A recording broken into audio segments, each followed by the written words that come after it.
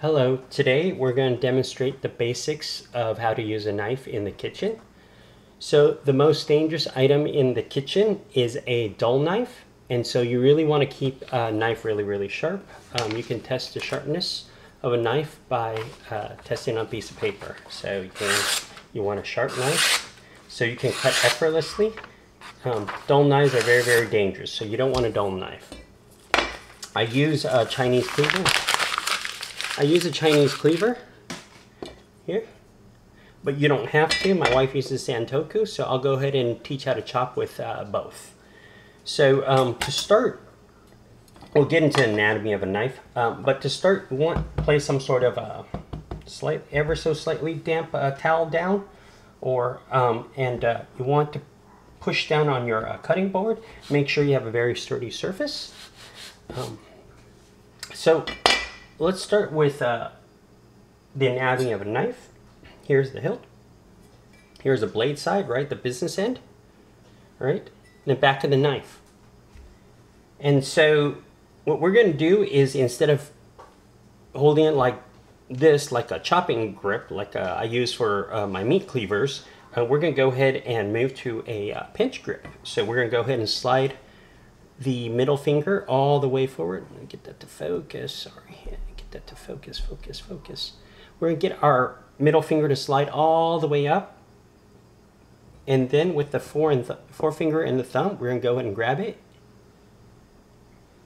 And that's going to be our pinch grip. And we're going to do the same thing on the, let's see, get it to focus, on the Santoku as well. So a small knife. We're going to go ahead and move that middle finger all the way up, so it butts up against the edge of the knife, and we're going to go ahead and grab it.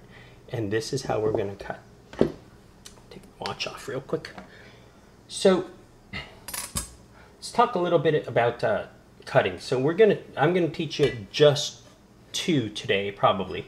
And we're going to teach the chop, which is up and down, and we're going to teach the push cut, which is a push cut.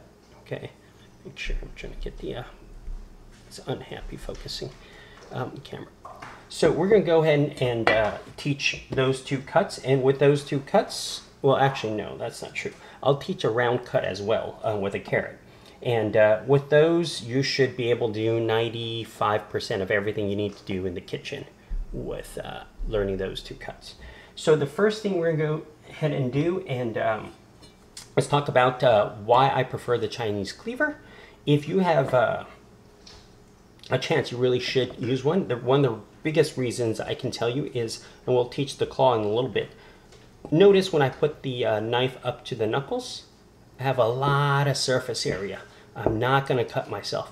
And we'll talk about that as we get into a little bit more about the cutting. But let's compare that with a smaller knife. I only have to raise it a little bit, and you see how I just raise it a little bit because I run out of surface area on top. And so I really do prefer a Chinese cleaver to even a Western chef's knife. But again, I will demonstrate how to use a small knife as well as a big knife, so you can see how to use both. Now, talk about stability of cutting board. This is very important. We want a product like a plastic, nothing glass because that'll ruin your knives, and nothing super hard. For plastic, or because it's bacterial free, or wood probably. So before we begin, let's teach. This is I'm left-handed, so this is my chopping hand, and let's talk about your recessive hand. So what you want to do is what they call the claw, right? So, and this will also let you see why I prefer the Chinese cleaver. So with the claw, you want to put your knuckles up against the blade. Let me see how I can show this like this. There you go. Let me see if I can get this camera to focus where I want it to. So we want our knuckles against the blade, and we want the blade to be moving up and down. And the people who see this cleaver and get scared and think they're going to lose a finger, well, that's how you not lose a finger. You have the claw, you curl in your fingers so you don't get them cut. You press out against it with your knuckles, and so as you're moving up and down, you notice you never ever stick a finger out, because then you lose a finger. So what you want to do then is, and how you get really, really good at cutting, is you want the knife to only move vertically. So it is in only a single plane, up and down. Not left to right, only up and down. So this hand, your controlling hand, not your chopping hand, is going to move along the cutting board, and this hand is going to decide how big the pieces are going to be. So if you're cutting and the movements are very, very small, then the pieces are very small. If you're cutting and the movements are very, very big, then the pieces are going to be very big. Now, how do you cut quickly? By having one hand doing only one thing and moving in one single plane of motion. This hand only goes up and down. This hand only goes front and back. And it looks easy to do, but you can try it, and it's actually not. So you're bridging on your thumb. You can have it in the air, or you can have it down, and you're sliding forward and back in even time. So that's the other part about cooking. When we're chopping, we want to be in cadence. So we want to hear,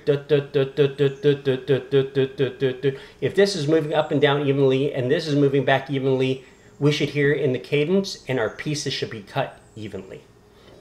So we're going to go ahead and start talking about the anatomy of the knife again in terms of cutting. Let's see if I get make sure the focus is in focus. So we have essentially what I consider three sections of the knife. The front, I'm going to reverse. The front part of the knife is what we call the control part. So this is for very, very fine work. Applies the same thing as on a small knife. Front third is going to be our control. Okay, so we're talking about small precision work is going to happen here. You're going to be wisping things. Very, very small garlic or whatever. I'm out of garlic, so I'll show you in a small shallot. The middle of the knife is the volume. Okay, this is high volume work, and so you're looking at something like green onions, a lot of green onions if you're Asian, and something that just large quantity like onions in general. Okay, so a lot of prep work, ginger, onions, things like that. The back side is going to be your power side. So the back third is going to be power side, and the reason why it's the power side is because when we lift the knife up, right? When we lift the knife up and we guillotine the back, right? You notice the fulcrum is up here and leverage is down here, and so when we press down, this is where all the power is, right? And it's a force multiplier along the radius. So again, the front third is going to be control, the middle is going to be high volume, and the back is going to be power. So we're going to do, why do we need some sort of power stroke over here? Well, for something hard like a carrot, and I'll go ahead and demonstrate that in a little bit. So let's start by cutting. So I have a piece of halved shallot. So I will cut it this way so you can, well actually, you know what, let me go ahead and cut it this way so you can see what's going on. So what we're going to do is this hand is going to go up and down, up and down. Let me see if we get this sucker focus. We're going to get this to go up and down, and then this hand is going to move back slowly, just like that, move back slowly. And so we're going to practice first.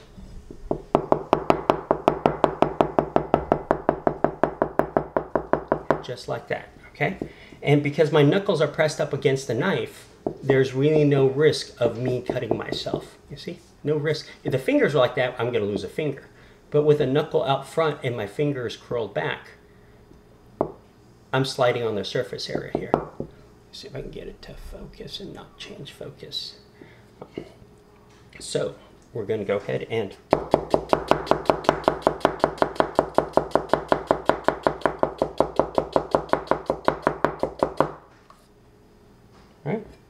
so we take a look, and you see how evenly spread out that is. Let's see if we can get focus.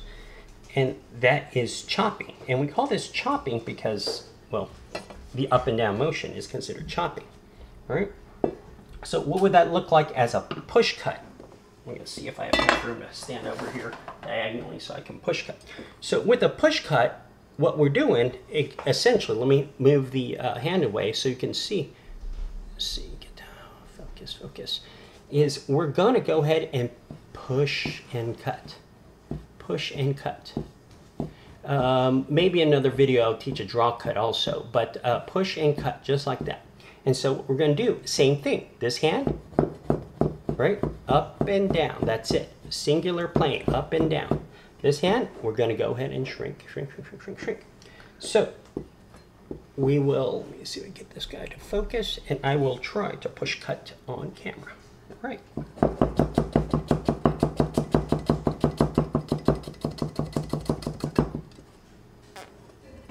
So that's a push cut. Same, no different than the chop. Right? With the chop, it's a forward motion. With the push cut, it's a torque motion. Right?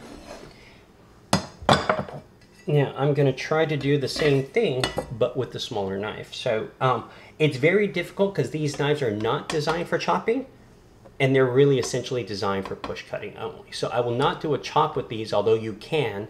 But I'm going to show you a push cut with a smaller knife. Right? Again, our claw, right? Claw, and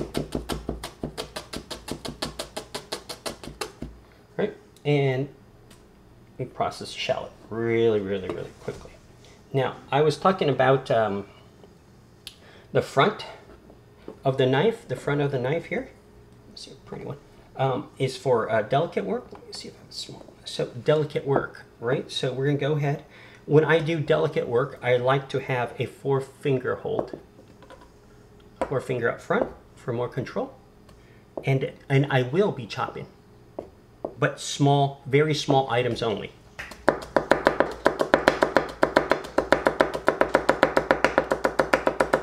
So small items only, we can go ahead and use precision chopping, and that's the front, right? So what about the back third of the knife? Well, like I said before, the back third of the knife is really designed for power. And so something hard objects like jicama, like carrots. Carrots probably going to be the most common hard item you're going to chop. So we go ahead and, again, precision, right? So I want a little bit more precision, right? So we'll go ahead and teach a round cut while we're at it. So what we're going to do is we're going to cut diagonally and rotate the carrot every single cut. Okay, and that's called a round cut. So here we go.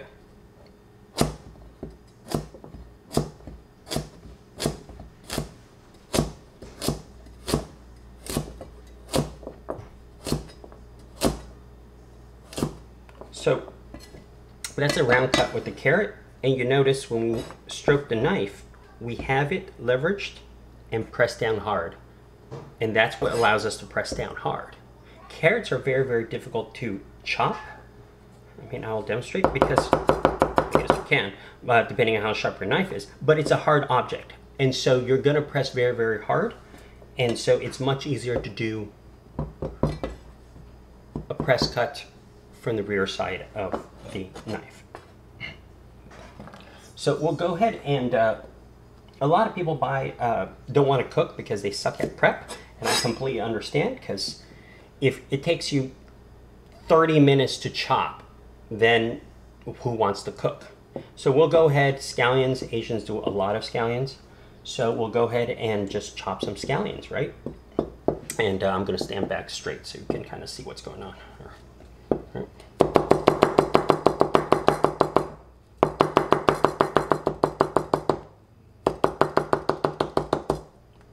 So scallions all done, right?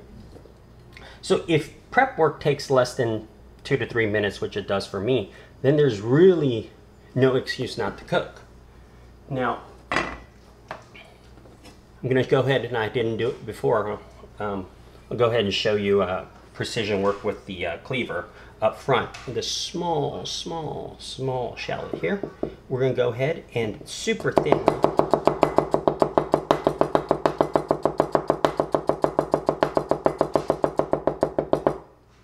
Right, super thin. I don't know if you see that on camera. That is thin.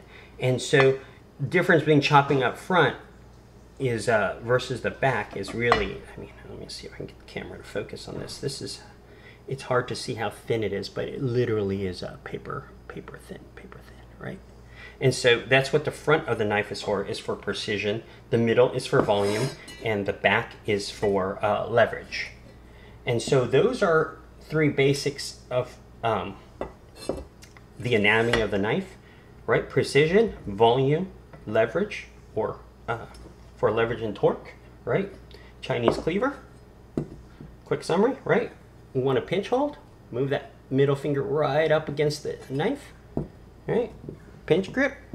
This knife only goes up and down, and this hand only goes left to right. All right? So when you're chopping, it looks like this. Right? No different on the small knife. Might as well chop. Oh, might as well finish up the shallot. Right? We can precision chop. Right? Which is a little difficult to do because the knife is so light. Or we can push cut. Right? And same thing. Front of the knife is going to be for precision, volume, and power. Right?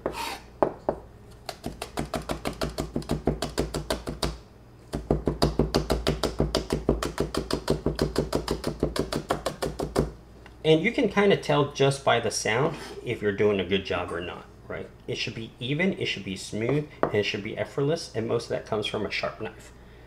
So that is the basics of how to chop.